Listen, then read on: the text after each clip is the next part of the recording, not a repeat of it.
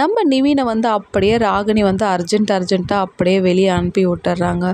அந்த இடத்துல நிவினுக்கு வந்து ஒரு டவுட்டு வந்துடுது. இவ வந்து ஒரு ஃபோன் பேசுனா, அதுவும் அது ரூமுக்குள்ளே போய் பேசுனா, அது கண்டிப்பாக அவங்க அப்பாவாக தான் பண்ணியிருக்கணும்ன்ட்டு அப்படியே நிவின் போகிறத வந்து ராகினி ரொம்ப வாட்ச் பண்ணுறாங்கங்க.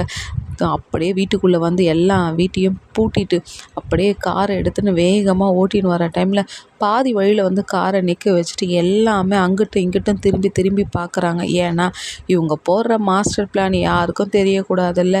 ஏன்னா மற்றவங்களோட குடியை கெடுக்கிறவங்களுக்கு என்ன சேஃப்டிங்க. ஐயோ நம்ம நிவின் அக்கா சொல்லணும், காவேரியை விழுந்து விழுந்து காதலிச்சாருங்க. அந்த வாழ்க்கை கிடைக்கல. எப்படியாவது காவேரியோட வாழ்க்கை நல்லபடியாக இருக்கணும்ன்ட்டு ஒரு காதலை நினைக்கிறாரு பார்த்தியா, அது வேறு லெவலுங்க.